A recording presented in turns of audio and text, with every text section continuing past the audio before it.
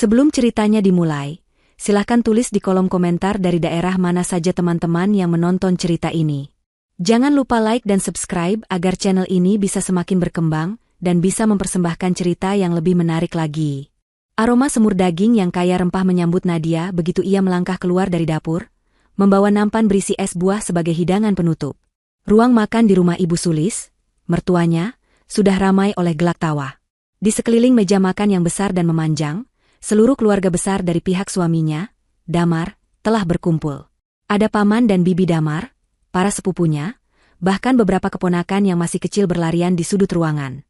Semua tampak sempurna. Sebuah potret keluarga bahagia yang sering dipamerkan Ibu Sulis di media sosialnya.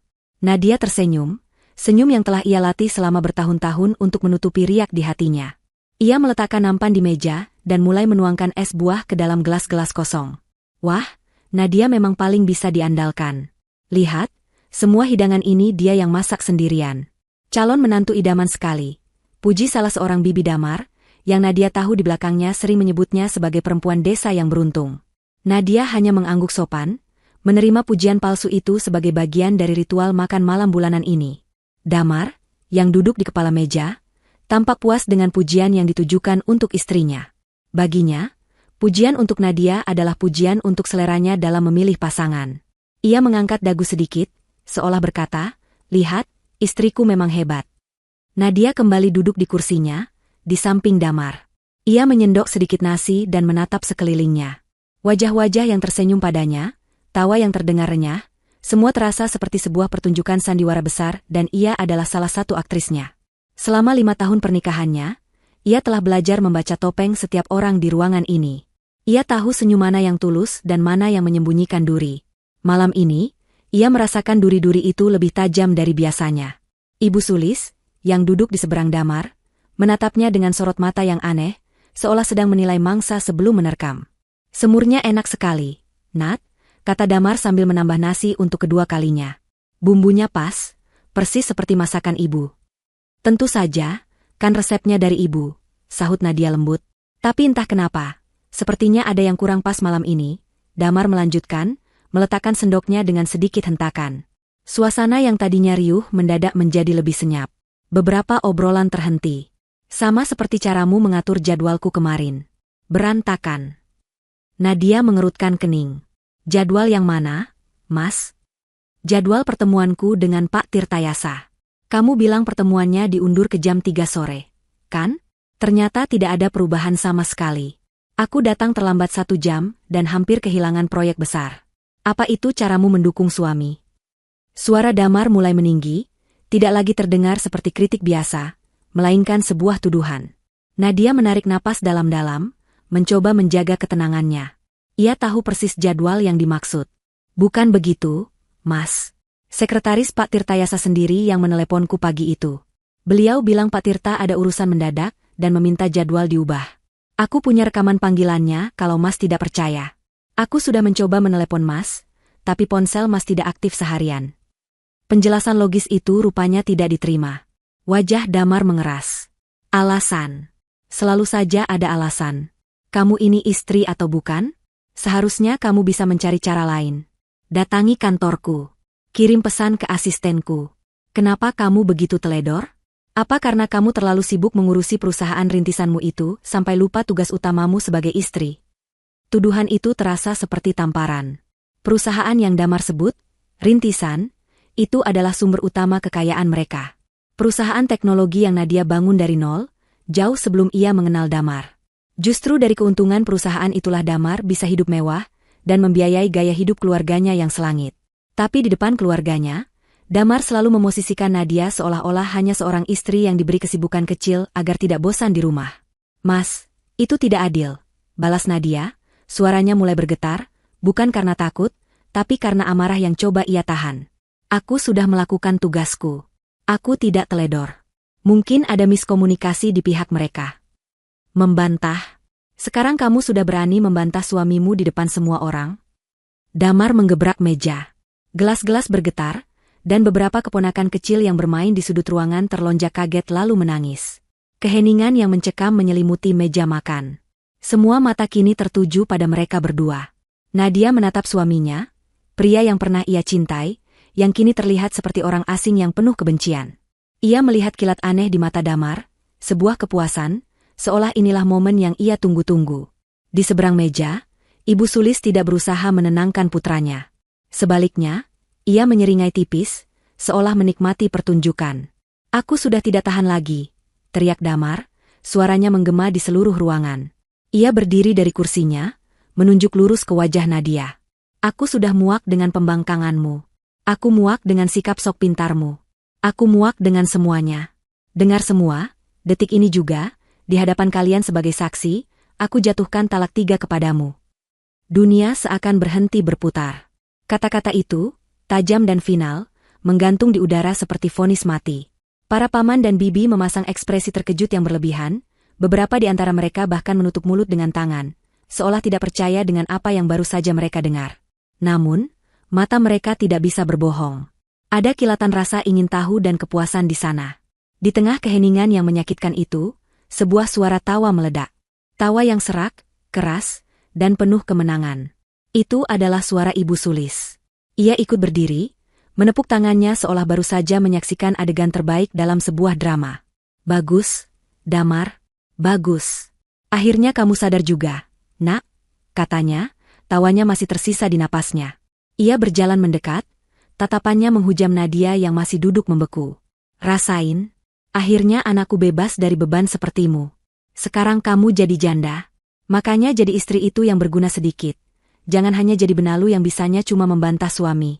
Kamu itu tidak ada apa-apanya tanpa anak saya." Hinaan itu diikuti oleh senyum-senyum sinis dari anggota keluarga lainnya.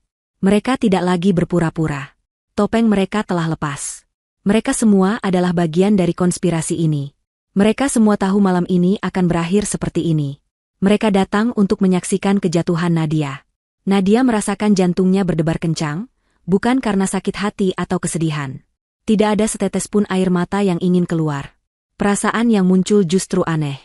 Perasaan lega, seolah beban berat yang selama ini ia pikul akhirnya terlepas. Semua kepura-puraan telah berakhir.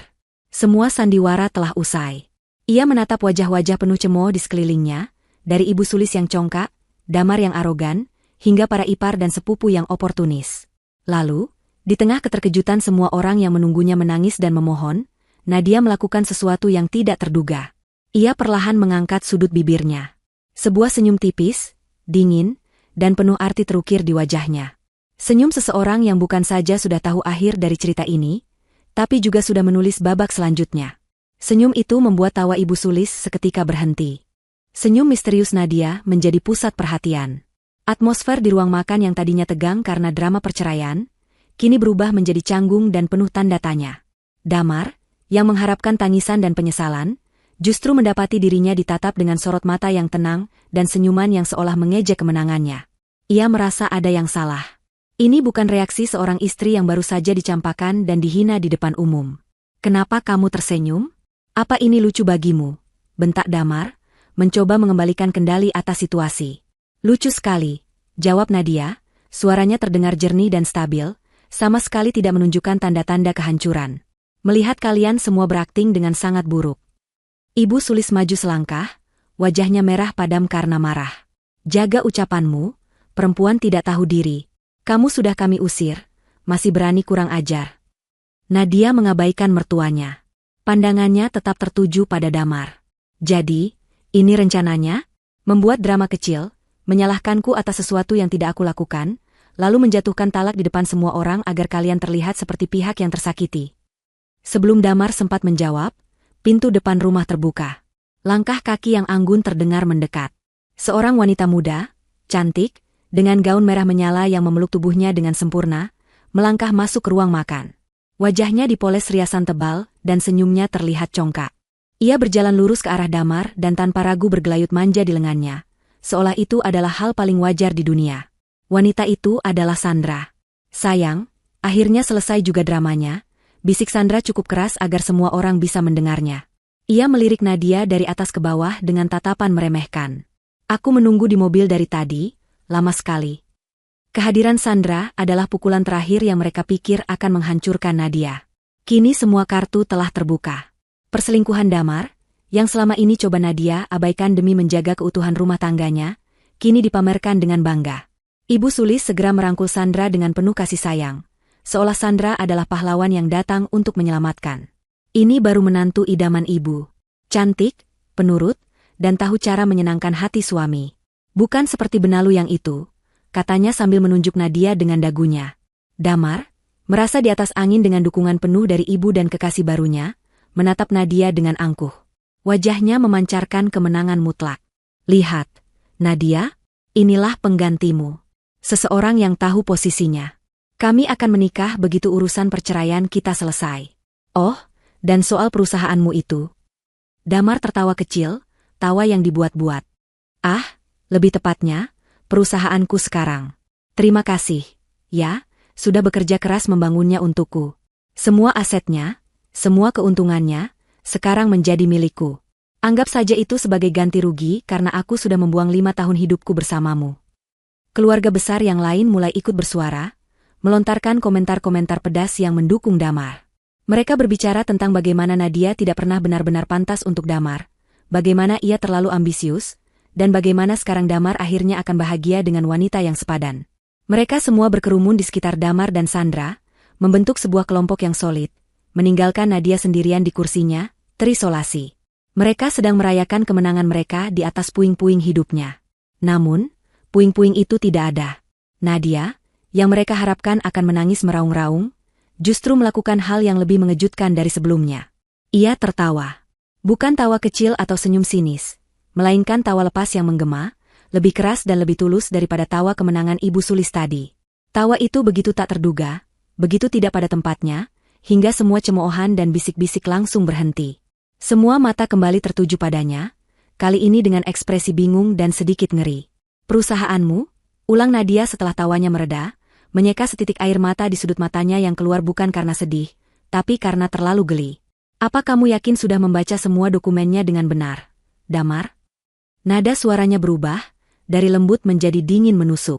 Pertanyaan itu sederhana, namun mengandung ancaman tersembunyi yang membuat bulu kuduk semua orang yang mendengarnya berdiri. Damar berhenti tersenyum. Apa maksudmu? Pengacaraku sudah mengurus semuanya. Pengalihan saham sudah selesai. Semuanya sudah atas namaku. Pengacara yang mana? Pengacara murah yang kamu sewa dengan uangku itu? Balas Nadia. Apakah dia memberitahumu tentang klausul-klausul kecil di bagian paling bawah dokumen yang kamu tanda tangani dengan begitu bersemangat? Apakah kamu bahkan membacanya? Atau kamu terlalu sibuk merayakan kemenangan prematurmu? Wajah Damar mulai memucat. Ia melirik ibunya, mencari dukungan, namun Ibu Sulis juga tampak sama bingungnya.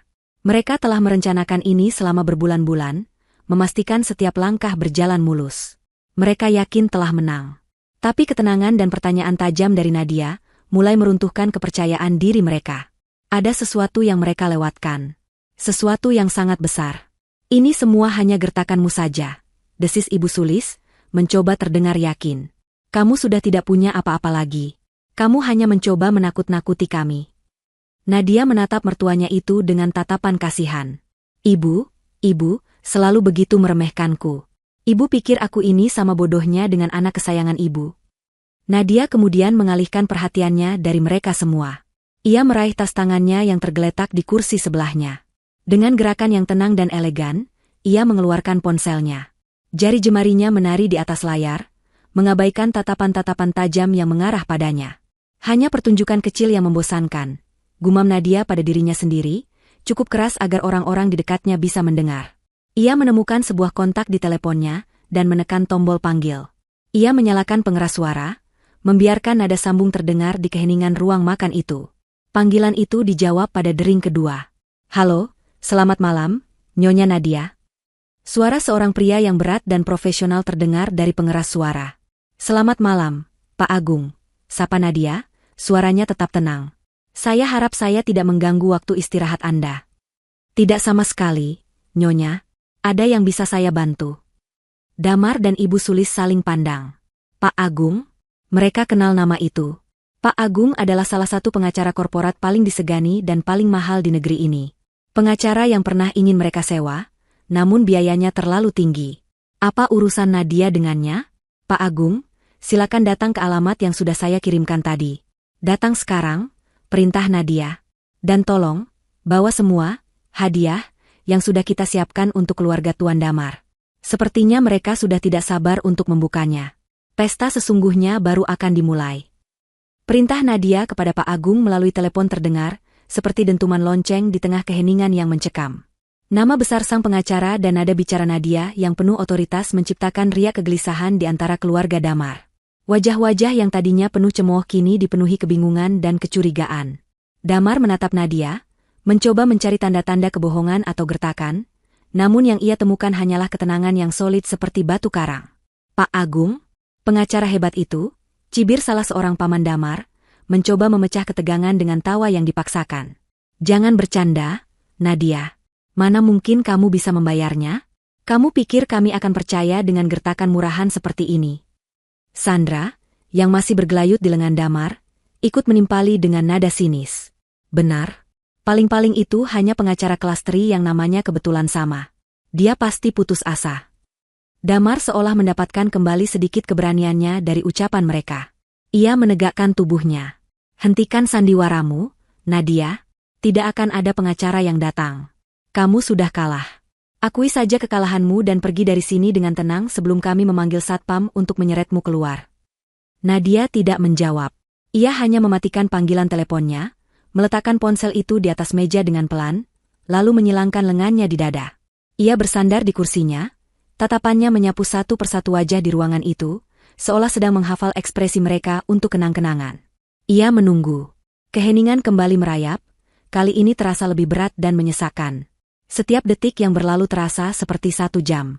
Suara detak jam dinding di ruang tamu terdengar begitu keras, menghitung mundur menuju sesuatu yang tidak mereka ketahui. 5 menit berlalu. Tidak ada yang terjadi. Keluarga Damar mulai saling berbisik. Senyum kemenangan mulai kembali terukir di wajah Ibu Sulis. Lihat, kan? Tidak ada siapa-siapa. Dia hanya membual. 10 menit. Damar mulai kehilangan kesabarannya. Sudah cukup main-mainnya. Pergi sekarang. Tepat saat Damar hendak melangkah maju untuk menarik lengan Nadia, terdengar suara deru beberapa mesin mobil dari luar. Bukan suara mobil biasa, melainkan deru mesin mobil-mobil mewah Eropa yang khas. Lampu sorot mobil yang terang menembus jendela ruang makan, menyapu seluruh ruangan dan menyilaukan mata mereka sejenak. Semua orang refleks menoleh ke arah jendela. Di luar, di halaman depan yang luas, 3 sedan hitam mengkilap berhenti berbaris dengan presisi.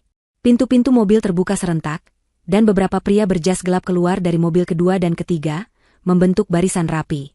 Kemudian, dari mobil pertama yang berada di tengah, keluarlah seorang pria paruh-baya yang berwibawa. Sosoknya tinggi tegap, rambutnya yang mulai memutih di bagian pelipis justru menambah karismanya. Jas yang ia kenakan terlihat sangat mahal, dan langkahnya saat berjalan menuju pintu utama memancarkan kepercayaan diri dan kekuasaan. Tidak ada keraguan lagi, itu adalah Pak Agung, yang wajahnya sering muncul di majalah bisnis dan berita hukum nasional. Wajah-wajah keluarga Damar langsung pucat pasi. Ini bukan gertakan. 2 orang asisten membukakan pintu utama untuk Pak Agung. Ia melangkah masuk, diikuti oleh timnya yang masing-masing membawa koper kerja dari kulit berwarna hitam. Kehadiran mereka langsung mengubah dinamika ruangan. Aura intimidasi yang mereka bawa membuat ruang makan yang besar itu terasa sempit. Pak Agung berhenti sejenak di ambang pintu ruang makan, matanya yang tajam langsung menemukan Nadia. Ia mengangguk singkat dengan hormat. Nyonya Nadia. Nadia membalas anggukan itu. Terima kasih sudah datang secepat ini, Pak Agung. Pak Agung kemudian mengalihkan pandangannya ke arah kerumunan keluarga Damar. Tatapannya dingin dan analitis, seolah sedang memindai sekumpulan terdakwa. Selamat malam, sapanya dengan suara berat yang tenang namun menggema. Saya Agung Wijoyo. Saya di sini atas nama klien saya, Nyonya Nadia Setiarini, untuk meluruskan beberapa kesalahpahaman fatal yang tampaknya sedang terjadi. Damar dan Ibu Sulis membeku di tempat. Mereka tidak pernah menyangka Nadia memiliki koneksi setingkat ini. Selama ini mereka menganggap Nadia hanyalah seorang wanita pintar yang beruntung dalam bisnis, bukan seseorang yang memiliki sumber daya untuk menyewa, singa, di dunia hukum seperti Pak Agung. Apa maksud Anda? Tanya Damar, suaranya terdengar goyah. Pak Agung tidak langsung menjawab. Ia memberi isyarat kepada salah satu asistennya. Asisten itu maju dan membuka salah satu koper di atas meja samping, mengeluarkan tumpukan dokumen tebal yang dijilid rapi. Pesta sesungguhnya baru akan dimulai, kata Pak Agung, mengulangi kalimat Nadia di telepon tadi, namun dengan penekanan yang membuat bulu kuduk meremang. Pak Agung berjalan perlahan mendekati meja makan yang kini terasa seperti meja pengadilan. Timnya dengan sigap membersihkan sisa-sisa piring makan malam, menggantinya dengan tumpukan dokumen yang tampak mengancam. Suasana pesta telah benar-benar lenyap, berganti menjadi atmosfer interogasi yang dingin. Keluarga Damar yang tadinya duduk santai, kini menegakkan punggung mereka, wajah mereka tegang. "Mari kita mulai dari yang paling menarik," ujar Pak Agung, mengambil satu jilid dokumen paling atas. Ia membukanya dan meletakkannya menghadap Damar dan Ibu Sulis. "Ini adalah akta pengalihan 51% saham PT Cipta Karsa Teknologi, perusahaan yang dibangun oleh klien saya, kepada Tuan Damar Wijoyo." Damar menatap dokumen itu. Itu adalah salinan dari dokumen yang ia simpan dengan bangga di brankasnya. Dokumen kemenangannya. Ya, itu dokumen yang sah. Semuanya sudah diurus sesuai prosedur. Nadia sendiri yang menandatanganinya, kata Damar, mencoba terdengar seyakin mungkin, meskipun jantungnya berdebar kencang di bawah tatapan tajam Pak Agung. Pak Agung tersenyum tipis, senyum yang sama sekali tidak ramah. "Betul. Tanda tangan ini memang asli milik Nyonya Nadia. Tidak ada pemalsuan di sini." Pernyataan itu membuat Damar dan Ibu Sulis sedikit lega. Mungkin mereka salah sangka. Mungkin pengacara ini hanya ingin menegosiasikan harta Gonogini. Namun, kelegaan mereka hanya berlangsung sesaat. Akan tetapi, Pak Agung melanjutkan, suaranya memelan untuk memberikan efek dramatis. "Apakah Anda, Tuan Damar, atau Anda, Nyonya Sulis, sebagai otak di balik rencana ini, menyadari bahwa Anda tidak hanya mengakui sisi saham?" Ibu Sulis mengerutkan kening. "Apa maksudmu?" Pak Agung menunjuk sebuah paragraf yang ditulis dengan huruf sangat kecil di halaman terakhir dokumen. Dalam klausul 11B, sub-ayat 4, tertera dengan jelas bahwa pengalihan saham ini bersifat satu paket. Artinya, siapapun yang menjadi pemegang saham mayoritas baru, tidak hanya mengambil alih aset dan keuntungan perusahaan, tetapi juga seluruh kewajibannya. Termasuk di dalamnya adalah utang perusahaan. Damar tertawa gugup. "Utang? Perusahaan Nadia adalah perusahaan sehat. Keuntungannya miliaran setiap bulan. Tidak mungkin ada utang yang berarti." "Benarkah?" Pak Agung memberi isyarat lagi. Asistennya yang lain membuka koper kedua, mengeluarkan setumpuk dokumen yang lebih tebal. "Ini adalah laporan keuangan PT Cipta Karsa Teknologi selama 3 bulan terakhir. Laporan yang tidak pernah Anda lihat, karena Anda terlalu fokus pada laporan keuntungan yang disajikan oleh Direktur Keuangan yang sudah bekerja sama dengan Anda." Pak Agung membalik halaman-halaman laporan itu. 2 bulan yang lalu, untuk sebuah proyek ekspansi besar, Nyonya Nadia, atas nama perusahaan, mengambil pinjaman jangka pendek dari sebuah konsorsium perbankan internasional. Jumlahnya tidak main-main. Pak Agung berhenti sejenak, membiarkan ketegangan memuncak. Sebesar 2 triliun rupiah. 2 triliun. Angka itu berdengung di telinga semua orang. Rahang Damar ternganga. Ibu Sulis terhuyung ke belakang, dan harus berpegangan pada kursi agar tidak jatuh. "Itu tidak mungkin." "Bohong," pekik Ibu Sulis. "Silakan periksa sendiri. Ini adalah perjanjian kredit yang sah, ditandatangani dan dicap oleh pihak bank." Pak Agung mendorong dokumen perjanjian itu ke depan mereka. Dan yang lebih menarik lagi, pinjaman ini memiliki tanggal jatuh tempo yang sangat cepat, yaitu besok pagi, pukul 9. Kepala Damar terasa pening. Ia merasa dunia di sekelitarnya berputar. "Ekspansi apa? Proyek apa?" "Oh, tidak ada proyek sama sekali," jawab Pak Agung dengan enteng. "Itu hanya alasan yang dibuat Nyonya Nadia untuk mendapatkan pinjaman tersebut. Uang 2 triliun itu, begitu cair, langsung dipindahkan dari rekening perusahaan ke rekening pribadi Nyonya Nadia yang aman di Swiss, sebagai pembayaran bonus kinerja dan dividen pribadi yang sah secara hukum, tepat 1 jam sebelum beliau menandatangani surat pengalihan saham kepada Anda." Keheningan yang terjadi setelah penjelasan itu begitu total, seolah ada bom yang meledak tanpa suara. Pak Agung menyimpulkan dengan suara yang dingin dan tanpa emosi. "Jadi, selamat, Tuan Damar. Anda kini adalah pemilik mayoritas dari sebuah perusahaan yang memiliki aset beberapa ratus miliar, namun memiliki utang sebesar 2 triliun rupiah yang harus dibayarkan besok pagi. Dengan kata lain, Anda baru saja membeli sebuah perusahaan yang bangkrut dengan utang hampir 10 kali lipat dari nilai asetnya. Para penagih utang dari bank akan menunggu Anda di kantor besok." Wajah Damar berubah menjadi seputih kertas. Ia menatap Nadia, yang sejak tadi hanya diam mengamati. Di mata istrinya, ia tidak melihat kemarahan atau kesedihan. Ia hanya melihat perhitungan yang dingin dan kecerdasan yang mematikan. Ia sadar, Ia dan ibunya telah masuk ke dalam perangkap paling sempurna yang pernah ada. Mereka tidak hanya gagal merebut harta Nadia, mereka justru telah menarik semua utang raksasa itu ke pundak mereka sendiri. Dan soal direksi yang Anda suap itu, tambah Pak Agung seolah baru teringat. Mereka semua telah menandatangani surat pengakuan dan bersedia menjadi saksi atas percobaan penipuan dan penggelapan yang Anda lakukan. Nyonya Nadia sudah menyiapkan bonus besar untuk kerjasama mereka. Dokumen-dokumen di atas meja itu kini tidak lagi terlihat seperti kertas biasa. Mereka terlihat seperti batu nisan. Batu nisan untuk masa depan Damar dan seluruh keserakahan keluarganya. Ruang makan itu kini sunyi senyap, hanya diisi oleh suara napas yang terengah-engah dan dengung samar dari unit pendingin udara. Angka 2 triliun rupiah masih menggantung di udara, terasa lebih berat dan lebih nyata daripada meja kayu jati di hadapan mereka. Damar menatap tumpukan dokumen utang itu dengan mata kosong. Pikirannya tidak mampu memproses informasi tersebut. Ini pasti mimpi buruk. Sebentar lagi ia akan bangun di ranjangnya yang nyaman, dengan Nadia di sampingnya, dan semua ini hanyalah hayalan. Namun, wajah dingin Pak Agung dan senyum tenang Nadia membuyarkan ilusi itu. Ini nyata. Ibu Sulis adalah yang pertama kali keluar dari keterpanaan. Wajahnya yang pucat kini memerah karena amarah yang meluap-luap. Jebakan. Ini jebakan licik. Pekiknya, suaranya melengking tinggi. Kamu sengaja menjebak anakku. Kamu tidak akan bisa lolos dengan ini. Kami akan menuntutmu. Kami akan membatalkan perjanjian ini. Pak Agung bahkan tidak bergeming menghadapi ledakan emosi itu. Ia hanya menatap Ibu Sulis dengan ekspresi datar. Menuntut atas dasar apa, Nyonya Sulis? Penipuan? Klien saya menyajikan semua data yang benar. Perusahaan itu memang memiliki utang. Tuan Damar yang tidak melakukan uji tuntas, due diligence, sebelum menandatangani. Di dunia bisnis, itu bukan penipuan, itu namanya kelalaian. Kebodohan, jika boleh saya terus terang. Kata, kebodohan, itu menusuk tepat di jantung harga diri Damar dan ibunya. Selama ini, mereka merasa sebagai predator yang cerdik, yang berhasil mengelabui seekor domba. Kini, mereka dipaksa menelan kenyataan bahwa merekalah domba yang berjalan lurus ke dalam rumah jagal. Dan soal membatalkan perjanjian, lanjut Pak Agung sambil merapikan kembali tumpukan dokumen, saya rasa itu akan sangat sulit.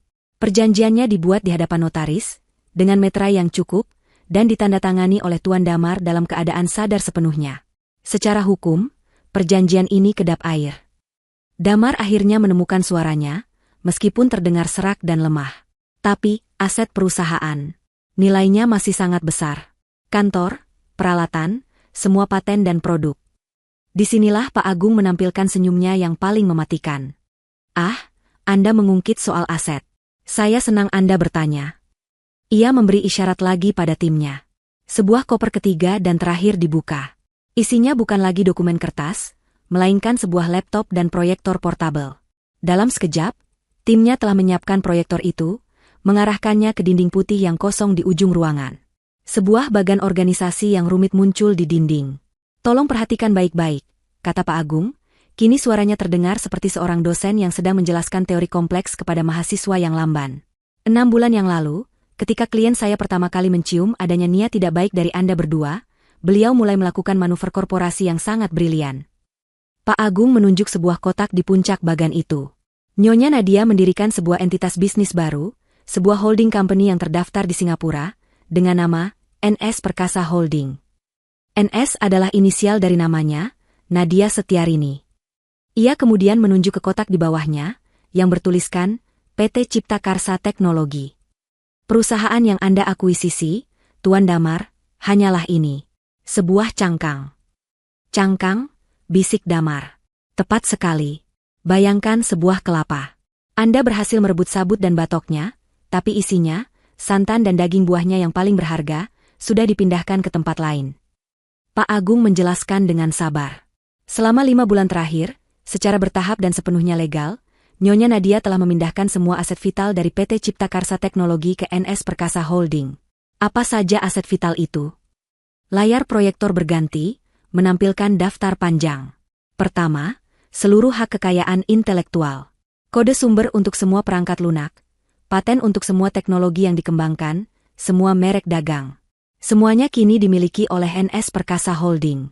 PT Cipta Karsa hanya memegang lisensi untuk menggunakannya, dan lisensi itu akan berakhir otomatis begitu kepemilikan mayoritas berpindah tangan. Lisensi itu sudah berakhir tepat saat Anda menandatangani akta tadi sore. Wajah para teknisi di keluarga Damar yang tadinya sombong kini menjadi pias. Mereka tahu apa artinya itu. Perusahaan itu kini tidak punya produk untuk dijual. Kedua, lanjut Pak Agung tanpa jeda, seluruh basis data klien. Daftar klien korporat, kontrak-kontrak jangka panjang yang bernilai triliunan, semuanya dialihkan ke NS Perkasa Holding. Mulai besok, semua tagihan akan dikirimkan atas nama perusahaan baru tersebut. Ketiga, sumber daya manusia. Semua programmer jenius, tim riset dan pengembangan, manajer proyek andalan, mereka semua sebenarnya bukan lagi karyawan PT Cipta Karsa. 3 bulan lalu, mereka semua mengundurkan diri dan langsung direkrut dengan kontrak eksklusif oleh NS Perkasa Holding. Mereka yang bekerja di kantor saat ini hanyalah staf administrasi dan beberapa karyawan baru. Setiap kalimat yang diucapkan Pak Agung adalah sebilah pisau yang mengiris harapan mereka. Satu persatu, pilar yang menopang nilai perusahaan itu runtuh di hadapan mereka. Kantor yang megah itu kini hanyalah gedung sewaan. Komputer-komputer canggih itu hanyalah besi tua tanpa kode sumber. Karyawan yang mereka lihat hanyalah kerumunan tanpa otak di baliknya. Jadi, Pak Agung menyimpulkan sambil mematikan proyektor, perusahaan yang Anda dapatkan, Tuan Damar, adalah sebuah nama besar tanpa produk, tanpa klien, tanpa karyawan kunci, dengan gedung kantor yang sewanya akan jatuh tempo bulan depan, dan utang sebesar 2 triliun rupiah yang harus Anda bayar besok pagi. Kali ini, Ibu Sulis tidak lagi berteriak. Ia terduduk lemas di kursinya, matanya menatap kosong ke depan. Seluruh energi dalam tubuhnya seolah tersedot habis. Rencana agung yang ia susun selama setahun terakhir, konspirasi yang ia banggakan, kini hancur berkeping-keping menjadi debu. Bukan hanya gagal, rencananya justru menjadi bumerang yang menghancurkan putranya sendiri. Damar menunduk, menatap kedua tangannya yang gemetar di atas meja. Rasa malu, marah, dan putus asa bergejolak di dalam dadanya, hingga ia merasa sesak napas. Ia telah dipermainkan. Ia, yang selalu merasa dirinya paling pintar dan paling hebat, ternyata hanyalah pion bodoh dalam permainan catur yang dirancang oleh istrinya sendiri. Di tengah kehancuran itu, Nadia akhirnya angkat bicara untuk pertama kalinya sejak kedatangan Pak Agung. Suaranya terdengar jelas di ruangan yang sunyi itu. Aku memberimu kesempatan, Damar, katanya, tatapannya lurus menusuk ke dalam mata suaminya. Berkali-kali. Aku melihatmu mulai berubah. Aku tahu ibumu meracuni pikiranmu, aku bahkan tahu tentang Sandra sejak awal. Aku diam, berharap kamu sadar dan kembali menjadi pria yang dulu kunikahi. Tapi kamu memilih jalan ini. Kamu memilih keserakahan. Jadi, jangan salahkan aku. Salahkan dirimu sendiri yang terlalu buta untuk melihat bahwa kamu sedang menggali kuburanmu sendiri. Setelah membongkar habis-habisan kebangkrutan PT Cipta Karsa Teknologi, Pak Agung memberi jeda beberapa saat. Ia membiarkan informasi yang menghancurkan itu meresap sepenuhnya ke dalam benak setiap anggota keluarga Damar. Ia melihat kepanikan mulai menyebar. Para paman dan bibi yang tadinya berpihak pada Damar kini saling berbisik. Tatapan mereka tidak lagi sinis, melainkan penuh ketakutan. Mereka mulai menyadari bahwa kapal yang mereka tumpangi bukan hanya bocor, tapi sudah karam di dasar lautan. Damar masih menunduk, bahunya terguncang hebat, entah menahan tangis atau amarah. Ibu Sulis tampak seperti patung lilin yang meleleh, wujudnya ada di sana namun jiwanya telah pergi. Hanya Sandra yang tampak gelisah karena alasan berbeda. Wajahnya yang cantik kini terlihat cemas. Ia melirik Damar, lalu ke arah Nadia, lalu ke pintu keluar, seolah sedang menghitung peluang untuk melarikan diri dari bencana ini. Pria kaya yang ia dambakan ternyata kini hanyalah seorang pria dengan utang triliunan. Baiklah, kata Pak Agung, suaranya kembali memecah keheningan. Sekarang setelah kita selesai membahas urusan bisnis, mari kita beralih ke urusan yang lebih personal. Urusan domestik. Ia berjalan menjauh dari meja makan, berkeliling ruangan dengan langkah pelan, jemarinya menyentuh permukaan perabotan mahal di sana-sini. Ia menyentuh sandaran kursi ukiran Jepara, mengusap permukaan meja marmer dari Italia, dan menatap lukisan pemandangan besar yang tergantung di dinding. Rumah yang megah, komentarnya dengan nada santai. Saya dengar Nyonya Sulis sangat bangga dengan rumah ini. Sering sekali beliau memamerkannya kepada teman-teman arisannya, menyebutnya sebagai bukti kesuksesan putranya, Tuan Damar. Ibu Sulis mengangkat kepalanya. Ada sedikit percik kehidupan di matanya. Rumah ini adalah istananya. Simbol statusnya. Apapun yang terjadi pada perusahaan, setidaknya ia masih memiliki ini. Tentu saja ini rumah anakku, desisnya. Nadia yang memberikannya sebagai hadiah pernikahan. Ini milik kami. Pak Agung berhenti berjalan dan menatap Ibu Sulis dengan ekspresi yang sulit diartikan. Hadiah? Nyonya, apakah ada akta hibah yang pernah Anda atau Tuan Damar tanda tangani? Damar mengangkat wajahnya. Memang tidak ada. Tapi itu adalah kesepakatan lisan. Nadia memberikannya untuk kami tinggali. Ah, disitulah letak kesalahpahaman kedua Anda malam ini, kata Pak Agung. Ia kembali ke meja dan asistennya menyerahkan sebuah map berwarna biru. Pak Agung membukanya dan mengeluarkan selembar kertas dengan kop surat resmi. Itu adalah sertifikat hak milik. Rumah ini, beserta tanah seluas 2.000 meter persegi tempatnya berdiri, Pak Agung menjelaskan sambil menunjukkan sertifikat itu kepada mereka, dibeli lunas 5 tahun yang lalu. Bukan atas nama Nyonya Nadia Setiarini. Bukan juga atas nama Tuan Damar Wijoyo. Ia membalikan sertifikat itu sehingga nama pemiliknya bisa terbaca dengan jelas oleh semua orang. Rumah ini dibeli dan didaftarkan atas nama NS Perkasa Holding. Dunia seakan runtuh untuk kedua kalinya bagi Ibu Sulis. Apa? Apa maksudnya itu?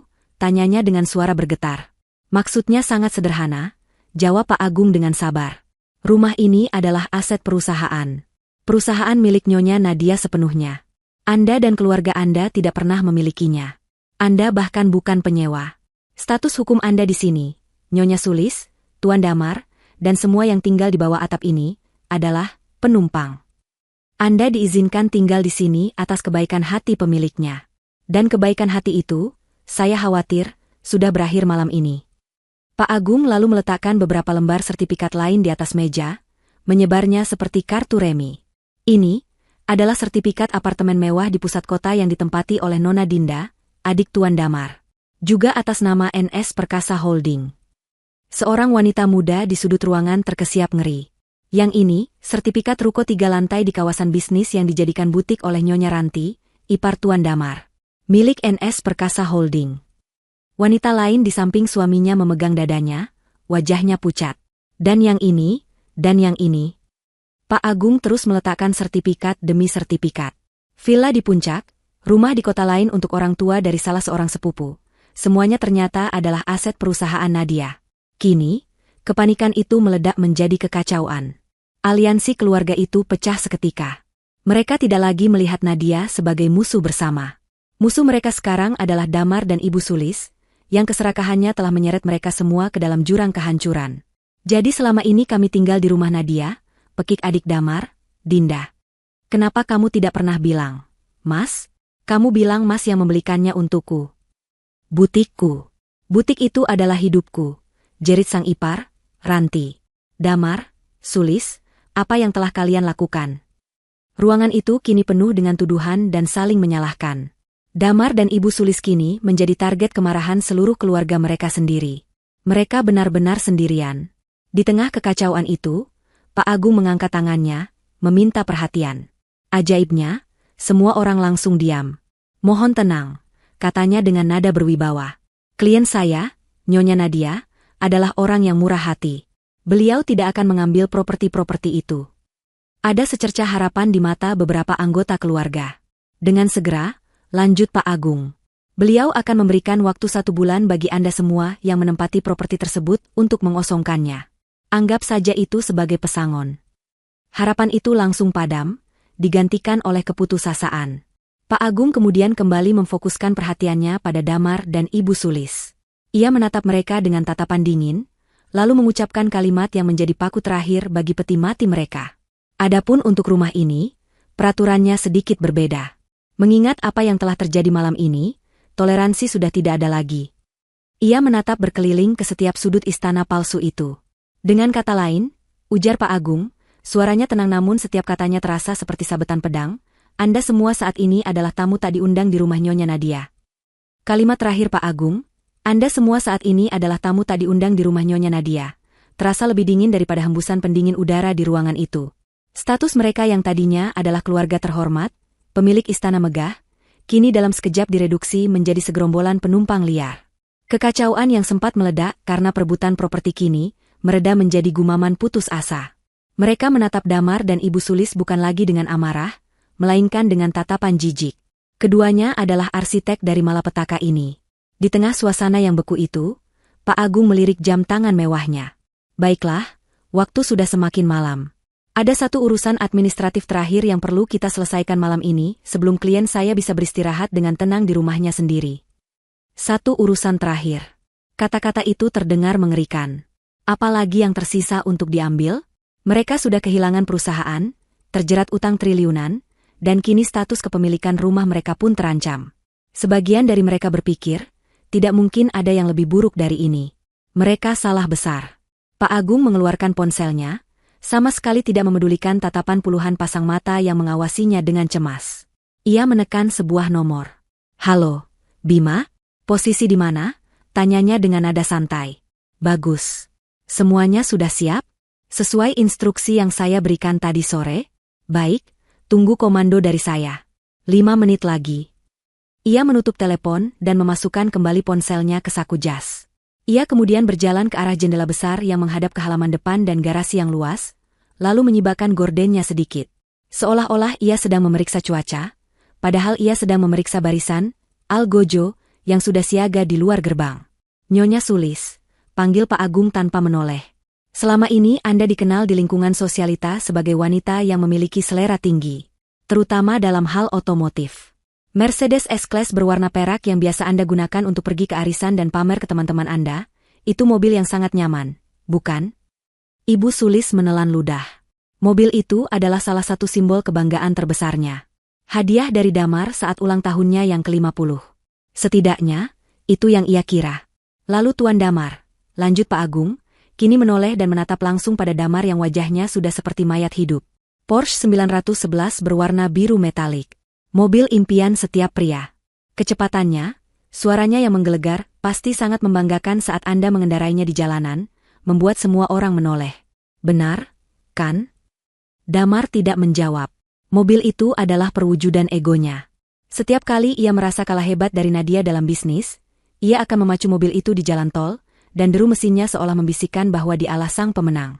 Dan tentu saja kita tidak melupakan generasi muda. Pak Agung menyapu pandangannya ke arah para keponakan Damar yang meringkuk ketakutan. 2 unit SUV kompak berwarna putih dan hitam yang kalian gunakan untuk pergi ke kampus dan kafe. Sangat praktis dan bergaya. Pak Agung berhenti sejenak, membiarkan mereka semua mengingat kembali kebanggaan dan kenyamanan yang diberikan oleh kendaraan-kendaraan itu. "Sayangnya," katanya dengan nada datar, "ada satu kesamaan dari semua kendaraan mewah yang saya sebutkan tadi. Semuanya tidak pernah dibeli. Semuanya terdaftar dalam program sewa guna usaha korporat, corporate leasing. Dan perusahaan yang menyewanya." Pak Agung tersenyum tipis. "Tentu saja, NS Perkasa Holding. Perusahaan yang sama sekali tidak ada hubungannya dengan Tuan Damar." Logika yang kejam itu mulai meresap. Jika mobil-mobil itu adalah fasilitas dari perusahaan Nadia, dan Damar kini adalah musuh perusahaan itu. Artinya, Pak Agung menegaskan kesimpulan yang mulai terbentuk di benak mereka, mengingat Tuan Damar dan keluarganya bukan lagi bagian dari manajemen, ataupun memiliki afiliasi apapun dengan NS Perkasa Holding, maka semua fasilitas perusahaan yang Anda nikmati harus ditarik kembali. Efektif sekarang juga. Pak Agung kembali mengangkat ponselnya. "Bima, silakan masuk. Laksanakan tugas kalian." Beberapa detik kemudian, keheningan malam dipecahkan oleh suara mesin diesel yang berat dan meraung-raung. Dari balik gerbang yang dibuka oleh tim keamanan, 4 truk derek besar masuk perlahan ke halaman rumah. Lampu rotator berwarna kuning di atap truk-truk itu berputar-putar, memancarkan cahaya yang menyapu fasad rumah, menciptakan bayangan-bayangan yang bergerak liar di dalam ruang makan. Pemandangan itu surreal dan menakutkan, seolah mereka sedang berada di lokasi kecelakaan besar. "Tidak. Jangan sentuh mobilku," teriak Damar. Adrenalin dan kepanikan akhirnya membuatnya bergerak. Ia melesat dari kursinya, berniat lari keluar untuk menghentikan proses itu. Namun, 2 orang dari tim keamanan Pak Agung yang berbadan tegap sudah mengantisipasinya. Mereka mencegat Damar di ambang pintu, menahannya dengan pegangan yang kuat namun tidak menyakiti. "Lepaskan aku. Itu mobilku," raung Damar, meronta-ronta seperti binatang yang terperangkap. Di luar, para petugas dari perusahaan derek bekerja dengan efisien. Mereka menyebar, masing-masing menuju targetnya. Satu tim memasang kait baja ke sasis Porsche biru milik Damar. Tim lain melakukan hal yang sama pada sedan Mercedes milik Ibu Sulis. 2 tim sisanya bergerak ke arah garasi untuk mengambil SUV para keponakan. Ibu Sulis berlari ke jendela, diikuti oleh anggota keluarga lainnya. Mereka hanya bisa menonton dengan ngeri saat simbol-simbol status mereka, kebanggaan mereka, ditarik paksa dari tempatnya. Suara decitan ban yang diseret di atas paving block terdengar menyayat hati. Jangan ambil mobil ibu. Rintih Ibu Sulis, tangannya menempel di kaca jendela, wajahnya basah oleh air mata penyesalan dan penghinaan. Pemandangan mobil mewahnya yang tak berdaya diangkat oleh truk derek membuatnya benar-benar hancur. Semua tatapan kagum dari teman-temannya, semua rasa hormat yang ia dapatkan karena kemewahan itu, kini terasa seperti debu. Para keponakan menangis histeris. Bagaimana kami ke kampus besok? Apa kata teman-teman nanti? Keluh mereka, menunjukkan betapa dangkalnya dunia mereka. Di tengah pemandangan yang menyedihkan itu, Sandra mundur perlahan. Ia menatap Damar yang masih meronta dalam cengkeraman petugas keamanan. Pria yang ia puja sebagai calon raja kini tak lebih dari seorang pecundang yang menyedihkan, yang bahkan tidak mampu melindungi mainan mahalnya. Rasa cinta dan kagumnya menguap seketika, digantikan oleh rasa jijik. Ia harus segera pergi dari kapal karam ini. Satu persatu, mobil-mobil itu ditarik keluar dari gerbang, menghilang di kegelapan malam, hanya menyisakan halaman yang terasa kosong dan jejak ban di atas paving block. Deru mesin truk derek perlahan menjauh, dan keheningan kembali datang, terasa 1000 kali lebih berat dari sebelumnya. Mereka telah dilucuti. Tidak hanya secara finansial, tapi juga secara sosial. Mereka kini telanjang di hadapan dunia. Damar akhirnya berhenti meronta. Tenaganya habis. Ia merosot ke lantai, terduduk lemas dengan tatapan kosong. Ia telah kehilangan segalanya. Setelah arak-arakan mobil derek itu menghilang dan hanya menyisakan kehampaan, suasana di ruang makan menjadi aneh. Tidak ada lagi teriakan atau tangisan. Yang tersisa hanyalah kelelahan kolektif dan kekalahan total. Keluarga besar itu kini tampak seperti sekumpulan pengungsi yang terdampar, tidak tahu harus berbuat apa. Mereka semua menatap Nadia, wanita yang masih duduk dengan tenang di kursinya, wanita yang seorang diri telah meruntuhkan seluruh dunia mereka dalam waktu kurang dari 1 jam. Selama ini, Nadia hanya menjadi pengamat. Ia membiarkan Pak Agung yang menjadi eksekutor, memaparkan fakta demi fakta dengan presisi seorang ahli bedah. Tapi sekarang, saat semua senjata hukum telah ditembakkan dan musuh telah lumpuh total, inilah saatnya bagi sang jenderal untuk maju dan menyampaikan pidato kemenangannya. Nadia berdiri. Gerakannya pelan dan anggun, namun cukup untuk menarik perhatian semua orang di ruangan itu. Semua kepala menoleh padanya. Ia melangkah keluar dari balik meja, berjalan perlahan ke tengah ruangan, memastikan ia bisa melihat setiap wajah yang ada di sana. Aku merencanakan pertahanan, Damar. Kalian yang merencanakan penghancuran, ucap Nadia, suaranya yang pertama kali terdengar setelah sekian lama itu terdengar begitu jelas dan tajam. Ia menatap lurus ke arah Damar yang masih terduduk di lantai, tatapannya dingin tanpa sedikit pun rasa kasihan. Kamu pikir aku tidak tahu? Lanjutnya. Aku tahu saat kamu mulai pulang larut malam dengan alasan rapat, padahal ponselmu meninggalkan jejak digital di lobi apartemen Sandra. Aku tahu saat kamu mulai sering meminjam uang dari rekening perusahaan untuk biaya representasi, padahal uang itu kamu gunakan untuk membelikannya tas dan perhiasan. Uang hasil keringatku, kamu berikan pada wanita simpananmu. Sandra, yang mendengar ini, tersentak seolah ditampar. Tapi pengkhianatan terbesarmu bukanlah tentang wanita lain, kata Nadia, suaranya sedikit bergetar oleh emosi yang terkendali. Pengkhianatan terbesarmu adalah saat aku melihatmu duduk di ruang kerja ayahku, di kursi yang dulu ia duduki, dan kamu tertawa bersama ibumu, merencanakan cara mengambil alih semua yang telah ia dan aku bangun. Saat itu, pria yang kunikahi telah benar-benar mati. Nadia kemudian mengalihkan tatapannya yang membakar ke arah Ibu Sulis. Dan ibu, katanya, ada penekanan khusus pada panggilan itu. Ibu selalu menyebutku Benalu. Tapi mari kita ingat-ingat lagi. Siapa yang membayar lunas cicilan rumah ini saat bisnis keluarga ibu bangkrut? Siapa yang membiayai perjalanan keliling Eropa yang ibu pamerkan selama 3 bulan? Siapa yang mentransfer uang setiap kali ibu menelepon, mengeluh butuh, sedikit, tambahan untuk biaya operasi plastik agar terlihat lebih muda di depan teman-teman arisan ibu? Setiap pertanyaan adalah sebuah belati yang menghunjam Ibu Sulis. Ia hanya bisa menunduk, tidak berani menatap mata menantunya. Aku ingat semuanya, Bu, bisik Nadia, melangkah lebih dekat. Aku ingat saat pertama kali datang ke rumah ini, Ibu mengomentari tasku yang katanya murahan. Aku ingat saat ibu sengaja menumpahkan kuah sup ke gaunku di acara keluarga, dan bilang aku ceroboh. Aku ingat setiap sindiran, setiap cemoohan, setiap tatapan merendahkan yang ibu berikan padaku selama 5 tahun ini. Ibu pikir semua itu melemahkanku? Salah. Semua itu menjadi bahan bakar untukku. Setiap hinaan dari ibu, kuubah menjadi satu baris kode di program pertahananku. Jadi, terima kasih, Bu.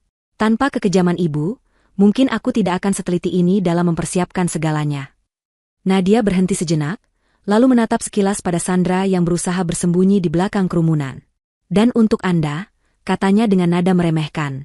Anda benar-benar berpikir Anda adalah pemenangnya? Anda memenangkan seorang pria lemah yang tidak bisa berdiri di atas kakinya sendiri. Seorang pria yang baru saja kehilangan segalanya, dan kini terlilit utang triliunan. Selamat. Anda tidak mendapatkan seorang raja, Anda hanya memungut pion rusak yang sudah saya buang dari papan catur. Terakhir, ia menyapu pandangannya ke seluruh keluarga besar itu. Dan kalian semua yang tersenyum di depanku tapi menikamku dari belakang. Yang memujiku saat butuh pinjaman, tapi ikut menertawakanku saat aku jatuh. Kalian menikmati semua fasilitas dariku, tapi tidak pernah sekalipun tulus menerimaku. Kalian semua adalah parasit. Dan malam ini adalah malam pembasmian. Setelah menyampaikan vonisnya pada setiap pihak, Nadia mengeluarkan senjatanya yang terakhir. Senjata pamungkas yang akan menyegel nasib mereka selamanya.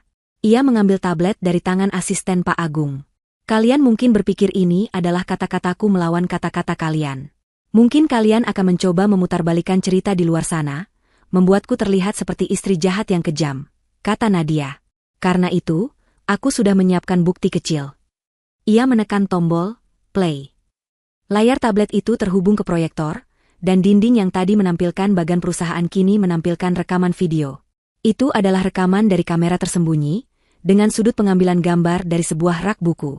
Latar tempatnya adalah ruang kerja di rumah itu. Di dalam video, tampak Damar dan Ibu Sulis sedang duduk sambil tertawa-tawa. Suara mereka terdengar sangat jelas dari pengeras suara. Rencananya sempurna, Bu. Sebentar lagi semua aset Nadia akan jadi milikku. Terdengar suara Damar. Bagus. Setelah itu segera ceraikan perempuan mandul itu. Sandra sudah tidak sabar ingin jadi nyonya di rumah ini. Ibu sudah muak melihat wajah sok sucinya setiap hari. Kita akan buat dia jadi gelandangan. Sahut suara Ibu Sulis, diiringi tawa kemenangan yang jahat. Video itu terus berlanjut. Berisi semua detail rencana busuk mereka, semua hinaan dan makian untuk Nadia. Pak Agung angkat bicara. Rekaman ini, beserta kesaksian dari para direksi yang Anda coba suap, lebih dari cukup untuk mengajukan tuntutan pidana atas percobaan penipuan, penggelapan, dan pencemaran nama baik. Hukumannya, saya jamin, tidak ringan. Itulah akhir dari segalanya. Tidak ada lagi jalan keluar. Tidak ada lagi celah untuk membantah. Mereka benar-benar tamat. Nadia mematikan rekaman itu. Ruangan kembali senyap, hanya diisi oleh suara isak tangis yang tertahan. Ia menatap wajah-wajah yang hancur di hadapannya tanpa sedikit pun emosi. Pak Agung, kata Nadia, suaranya kini kembali tenang, namun mengandung otoritas seorang ratu yang baru saja merebut kembali tahtanya. Tugas Anda di dalam sudah selesai. Sekarang, saya ingin Anda dan tim keamanan Anda melakukan satu hal lagi. Ia berhenti sejenak, menatap pintu utama rumahnya. Beri mereka waktu 30 menit untuk mengemasi barang-barang pribadi mereka yang paling penting, dan usir mereka semua dari rumah saya. Perintah Nadia menggantung di udara, dingin dan absolut. Usir mereka semua dari rumah saya. Tidak ada ruang untuk negosiasi. Tidak ada tempat untuk memohon. Itu adalah sebuah dekret. Pak Agung mengangguk sekali kepada Nadia, lalu berbalik menghadap tim keamanannya. Kalian dengar Nyonya Nadia, katanya dengan suara yang tenang namun tegas. 30 menit. Bantu, para tamu, ini mengemasi barang-barang pribadi mereka. 1 koper atau 2 tas per orang. Tidak lebih. Pastikan tidak ada aset perusahaan atau properti milik Nyonya Nadia yang ikut terbawa. Lakukan dengan sopan, tapi tegas. Tim keamanan yang sejak tadi berdiri siaga di sudut-sudut ruangan kini bergerak maju. Mereka tidak kasar, namun kehadiran mereka yang tegap dan wajah mereka yang tanpa ekspresi mengirimkan pesan yang jelas. Perlawanan adalah sia-sia. Saat itulah realitas menampar mereka semua dengan keras. Keputusan itu final. Mereka benar-benar diusir. Kepanikan yang tadinya sempat mereda kini meledak menjadi histeria. 30 menit? Itu tidak mungkin, jerit Dinda, adik Damar. Bajuku saja ada 3 lemari. Tasku. Sepatuku. Ini gila. Ini tidak manusiawi. Teriak seorang paman, yang beberapa jam lalu adalah orang yang paling keras menertawakan Nadia. Namun, protes mereka tidak dihiraukan. 2 petugas keamanan berdiri di dekat pintu utama, sementara yang lain menyebar, mengawasi setiap gerak-gerik keluarga itu. Waktu terus berjalan. Kekacauan pun dimulai. Keluarga yang tadinya bersatu dalam kesombongan itu kini saling sikut, berlarian ke kamar masing-masing untuk menyelamatkan apa yang mereka bisa. Pemandangan itu sungguh menyedihkan. Wanita-wanita yang biasa tampil anggun kini rambutnya acak-acakan, berlari sambil menangis, mencoba memasukkan gaun-gaun desainer dan perhiasan ke dalam tas seadanya. Para pria, yang egonya telah hancur, hanya bisa mengambil beberapa helai kemeja dan dokumen pribadi dengan tangan gemetar. Ibu Sulis, yang tadinya membeku, kini tersadar. Ia tidak berlari ke kamarnya untuk mengambil perhiasan. Ia berlari ke arah sebuah lukisan kecil di dinding ruang keluarga. Itu adalah lukisan karya seorang maestro tua yang bernilai ratusan juta. Hadiah ulang tahun dari Nadia 2 tahun lalu. Saat tangannya hendak meraih lukisan itu, seorang petugas keamanan dengan sopan menghalangi jalannya. "Maaf, Nyonya. Lukisan ini adalah aset inventaris rumah. Tidak bisa dibawa," katanya dengan suara datar. "Tapi ini milikku. Ini hadiah," pekik Ibu Sulis. Semua hadiah bernilai tinggi yang diberikan oleh Nyonya Nadia secara hukum dianggap sebagai bonus yang terikat dengan aset perusahaan, bukan hibah pribadi. Itu tertulis dalam kontrak fasilitas keluarga yang dulu ditandatangani oleh Tuan Damar, sahut Pak Agung dari seberang ruangan, tanpa mengalihkan pandangannya dari jam tangannya. Setiap detail telah dipersiapkan. Tidak ada celah sedikit pun. Di tengah hiruk-pikuk itu, Damar masih terduduk di lantai, belum bergerak. Pikirannya kosong. Ia melihat keluarganya berlarian seperti tikus di kapal yang karam, dan ia adalah kapten yang menenggelamkan kapal itu. Rasa bersalah, malu, dan hampa melumpuhkannya. Sandra, di sisi lain, adalah yang paling tenang. Ia tidak mengambil apa-apa selain tas tangan mahalnya yang sudah ia pegang sejak tadi. Dengan gerakan cepat, saat semua orang sibuk, ia menyelinap keluar dari pintu samping, menghilang di kegelapan malam tanpa mengucapkan sepatah kata pun. Ia melarikan diri, meninggalkan pria yang telah ia hancurkan dan kini telah hancur. Sementara itu, keributan di dalam rumah rupanya menarik perhatian dunia luar. Rumah-rumah mewah di sekitar kediaman itu mulai menyala. Tirai-tirai jendela tersibak.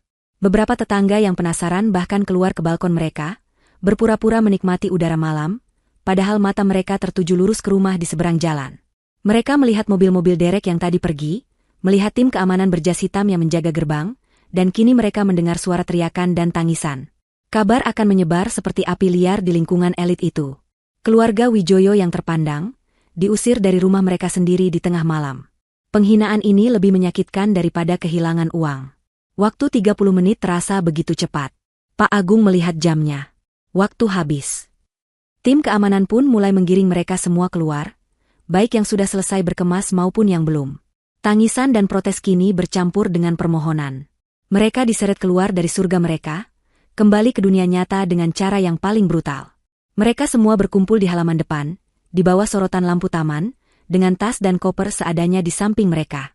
Pemandangan yang kontras dengan pesta makan malam beberapa jam yang lalu. Mereka tampak kuyu, kalah, dan hina. Para tetangga masih menonton dari kejauhan, menjadi saksi bisu dari drama kejatuhan ini. Saat mereka semua sudah berada di luar, pintu utama yang besar itu ditutup perlahan. Nadia berdiri di baliknya, menatap mereka dari jendela kaca. Saat itulah Ibu Sulis mencapai batasnya. Kehilangan perusahaan, terjerat utang, kehilangan rumah, kehilangan mobil, dan kini kehilangan muka di depan semua orang. Sesuatu di dalam dirinya patah. Matanya yang merah menatap nyalang ke arah Nadia di balik jendela. "Kau?" raungnya, suaranya serak seperti binatang yang terluka. "Perempuan ular. Kau pikir kau menang? Aku kutuk kau. Kau akan hidup sendirian selamanya. Tidak akan ada yang mencintaimu." Dengan sisa tenaga yang ia miliki, Ibu Sulis berlari, menerjang ke arah pintu, berniat menghancurkan kaca dan menyerang Nadia. Itu adalah ledakan terakhir dari seorang tiran yang kehilangan kekuasaannya. Namun, gerakannya lambat dan penuh keputusasaan. Sebelum ia bahkan bisa mencapai anak tangga pertama, 2 petugas keamanan dengan sigap mencegatnya. Mereka memegang lengannya, dan perlawanan Ibu Sulis pun berakhir.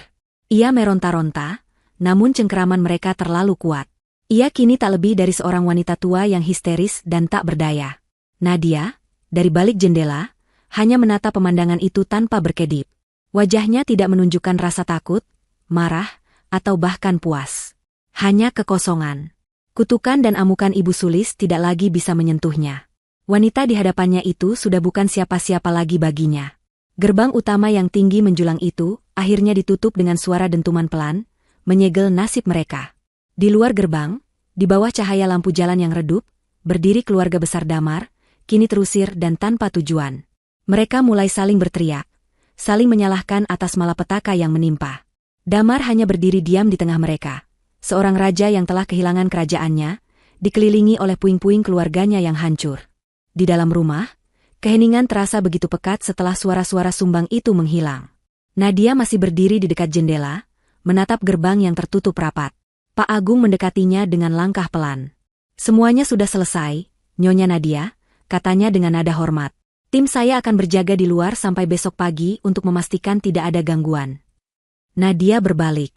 Terima kasih, Pak Agung. Untuk semuanya. Saya tidak akan bisa melakukan ini tanpa Anda. Saya hanya menjalankan tugas, Nyonya. Otak di balik semua ini adalah Anda sendiri, balas Pak Agung sambil tersenyum tulus. Setelah berpamitan, ia dan sisa timnya pun meninggalkan rumah itu, membiarkan Nadia sendirian di dalam istananya yang telah direbut kembali. Nadia tidak langsung beristirahat. Ia berjalan perlahan menyusuri setiap ruangan di lantai bawah. Ia melihat meja makan yang berantakan, sisa-sisa pesta terakhir mereka. Ia melihat kursi tempat Ibu Sulis biasa duduk dan menghakiminya. Ia melihat sofa tempat Damar sering berbaring malas sambil menyuruhnya membuatkan kopi. Ruangan-ruangan ini penuh dengan kenangan buruk, penuh dengan energi negatif. Alih-alih merasa sedih, ia justru merasa lega. Ia membuka semua jendela lebar-lebar, membiarkan udara malam yang sejuk masuk, seolah sedang mengusir semua hawa beracun yang tertinggal. Ia tidak merayakan kemenangannya dengan pesta atau sampanye.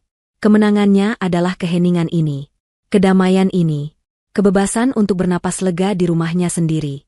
Ia naik ke lantai atas, masuk ke kamar tidur utama, dan untuk pertama kalinya dalam 5 tahun, ia tidur nyenyak tanpa mimpi buruk. Di sisi lain kota, Fajar menyingsing dengan cara yang sangat berbeda. Di sebuah rumah kontrakan sempit dengan 2 kamar tidur di gang yang padat, Damar dan Ibu Sulis terbangun karena suara bising pasar dan tetangga yang bertengkar. Bau lembab dan pengap menyambut mereka. Mereka berhasil menyewa tempat itu dini hari tadi dengan sisa uang tunai yang dimiliki salah seorang kerabat, yang langsung meninggalkan mereka setelahnya. Kehidupan mereka berubah 180 derajat. Ibu Sulis, yang biasa bangun dan dilayani sarapan, kini harus berurusan dengan dapur yang kotor dan kompor gas yang kadang menyala kadang tidak. Wajahnya terlihat 10 tahun lebih tua, hanya dalam 1 malam. Ia tidak lagi banyak bicara, hanya tatapan kosong dan sesekali gumaman menyalahkan Damar. Damar sendiri menjadi bayangan dari dirinya yang dulu. Tanpa pekerjaan, tanpa uang, dan dengan lilitan utang 2 triliun atas namanya, ia benar-benar berada di titik nol. Setiap hari ia mencoba mencari pekerjaan, namun berita tentang kejatuhannya menyebar cepat di kalangan bisnis. Tidak ada yang mau mempekerjakan seorang penipu yang bodoh.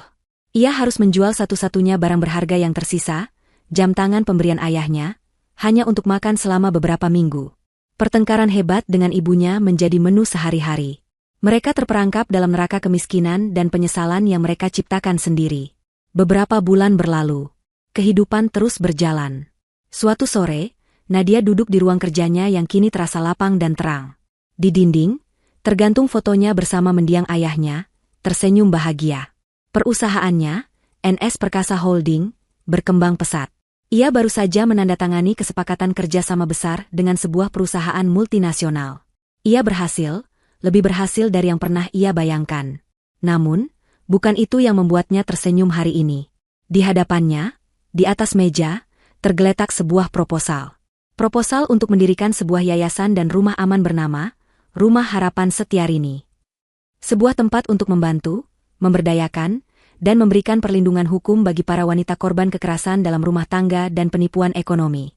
Ia mengambil pulpennya, dan dengan tangan yang mantap, menandatangani proposal itu. Rasa sakit masa lalunya telah bertransformasi menjadi kekuatan untuk menolong orang lain. Ia menemukan tujuan hidup yang baru, yang jauh lebih besar dari sekadar keuntungan bisnis. Pada saat yang hampir bersamaan, di rumah kontrakan yang pengap, Damar sedang duduk di depan sebuah televisi tabung 14 inci yang gambarnya sering bergoyang. Ibunya terbaring sakit di kamar, terlalu lemah untuk mengomel hari ini. Sebuah acara berita sore sedang tayang. Tiba-tiba, wajah yang sangat ia kenal muncul di layar. Wajah Nadia. Ia tampil sebagai narasumber dalam sebuah acara talk show, berbicara tentang peluncuran yayasan barunya. Ia terlihat begitu bercahaya, begitu tenang, dan begitu kuat. Di bawah namanya di layar tertulis, Nadia Setiarini, filantropis CEO NS Perkasa Holding. Damar hanya bisa menatap layar dengan nanar. Setiap kata-kata inspiratif yang keluar dari mulut Nadia terasa seperti tamparan baginya. Itulah wanita yang ia sia-siakan. Itulah kehidupan yang ia buang. Itulah warisan yang seharusnya menjadi milik mereka bersama. Kini, ia hanya bisa menjadi penonton abadi dari kesuksesan wanita yang pernah ia coba hancurkan. Televisi itu terus menyala, menampilkan senyum kemenangan Nadia, sementara Damar duduk dalam kegelapan, selamanya terkurung dalam penyesalan yang tak akan pernah berakhir. Keadilan telah menemukan jalannya, bukan melalui teriakan balas dendam, tetapi melalui keheningan dari sebuah kehidupan yang dijalani dengan baik, sementara para pendosa dibiarkan membusuk dalam penderitaan abadi ciptaan mereka sendiri. 5 tahun adalah waktu yang bisa mengubah segalanya. Bagi sebagian orang, 5 tahun adalah rentang waktu untuk membangun kembali, untuk menyembuhkan, dan untuk tumbuh melampaui bayang-bayang masa lalu. Bagi yang lain, 5 tahun adalah jurang keabadian, waktu yang cukup untuk merasakan setiap tetes racun dari karma yang mereka tuai, meresap hingga ke tulang sumsum. Malam itu, ballroom sebuah hotel bintang 5 paling prestisius di ibu kota bermandikan cahaya kristal dan alunan musik orkestra yang lembut.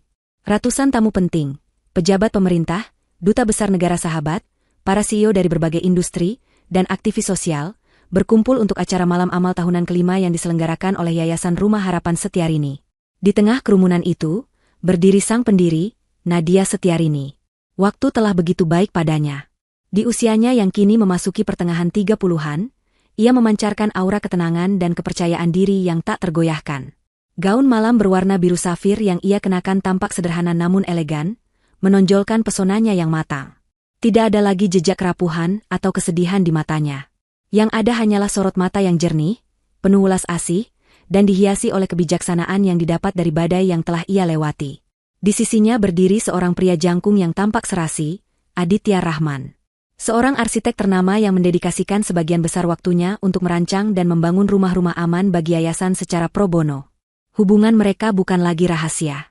Mereka adalah pasangan yang dikagumi banyak orang, bukan karena kekayaan atau status, melainkan karena rasa saling menghormati dan visi bersama untuk menciptakan perubahan.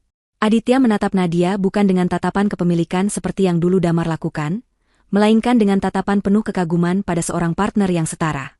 Saat tiba waktunya untuk berpidato, Nadia melangkah ke atas panggung. Seluruh ballroom hening, semua mata tertuju padanya. "Selamat malam, Bapak, Ibu, dan para sahabat seperjuangan," sapanya, suaranya yang hangat dan jernih memenuhi seluruh ruangan. 5 tahun yang lalu, yayasan ini lahir dari sebuah mimpi. Mimpi bahwa tidak ada lagi wanita yang harus merasa sendirian saat menghadapi kegelapan. Mimpi bahwa setiap luka bisa diubah menjadi kekuatan, dan setiap air mata bisa menjadi benih untuk taman harapan yang baru. Ia tidak pernah menceritakan detail kisah pribadinya di depan umum. Ia tidak perlu. Karyanya berbicara lebih keras daripada cerita apapun. Malam ini, lanjutnya, kita tidak hanya merayakan 5 tahun berdirinya sebuah yayasan.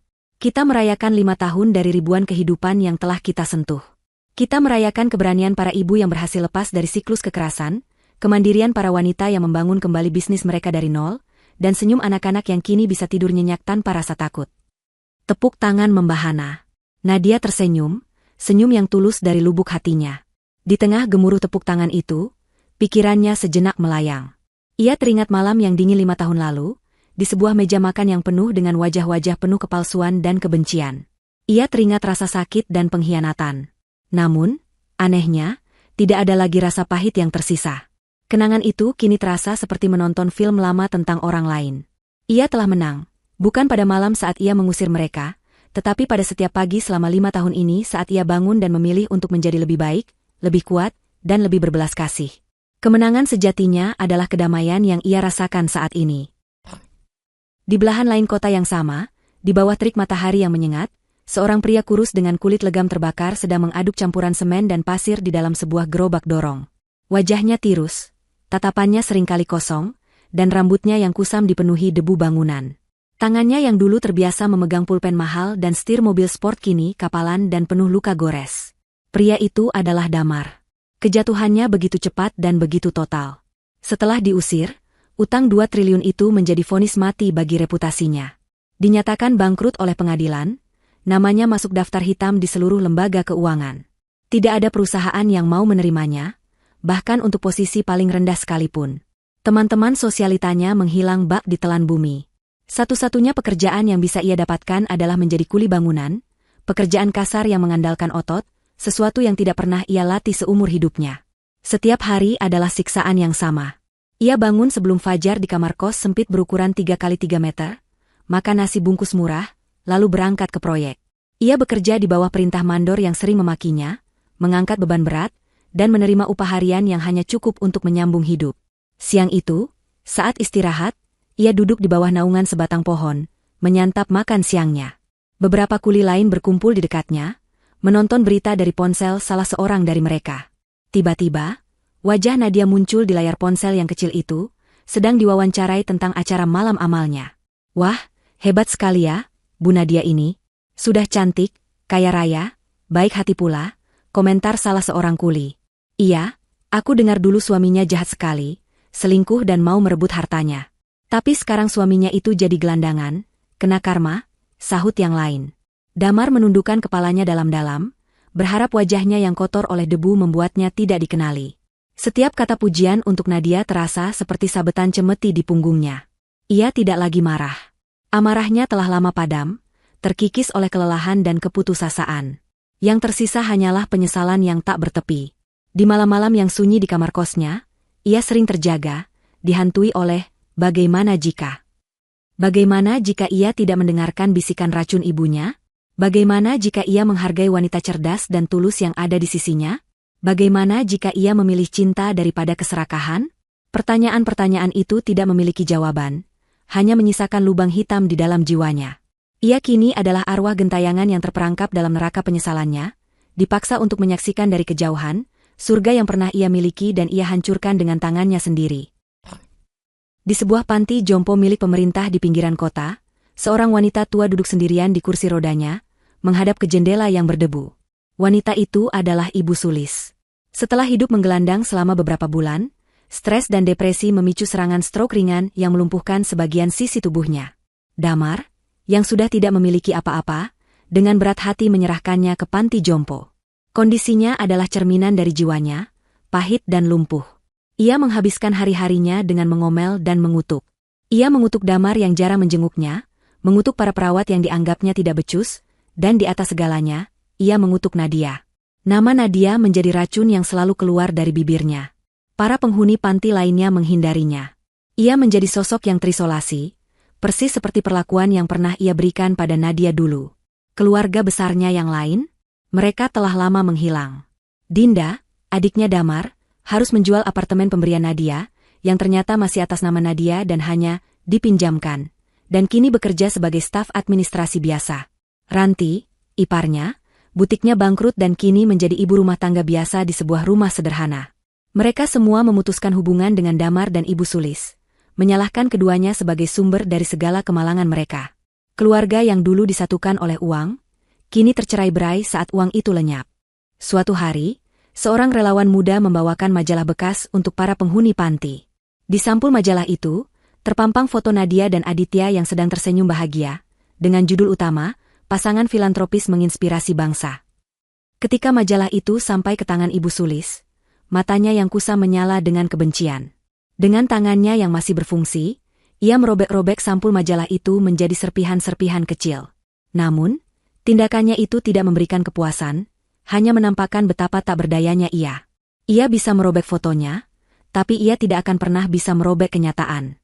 Dan Sandra, setelah meninggalkan Damar malam itu, ia mencoba peruntungannya dengan beberapa pria kaya lainnya. Namun, reputasinya sebagai pelakor yang gagal total sudah menyebar di kalangan atas. Tidak ada pria serius yang mau mendekatinya. Ia berakhir menikah dengan seorang duda setengah baya yang memberinya kehidupan yang cukup, namun jauh dari kemewahan yang ia impikan. Setiap kali ia melihat berita tentang Nadia, ia merasakan sengatan iri hati dan penyesalan. Ia telah bertaruh pada kuda yang salah, dan kalah telak. Malam kembali turun. Di ballroom yang megah, Nadia mengangkat gelasnya, bersulang untuk masa depan yang penuh harapan bersama orang-orang yang tulus mencintainya. Di proyek bangunan yang gelap, Damar merebahkan tubuhnya yang lelah di atas dipan kayu yang keras, bersiap untuk siksaan hari esok. Dan di panti jompo yang sunyi, Ibu Sulis menatap langit-langit yang kusam, terperangkap dalam kegelapan abadi di dalam benaknya. Takdir telah selesai menuliskan kisahnya. Bukan dengan tinta balas dendam yang kelam, melainkan dengan tinta emas keadilan. Mereka yang menanam angin, telah menuai badai yang tak berkesudahan. Dan dia yang pernah coba mereka kubur dalam badai, ternyata adalah benih yang tumbuh menjadi pohon harapan yang kokoh, menaungi banyak orang di bawahnya.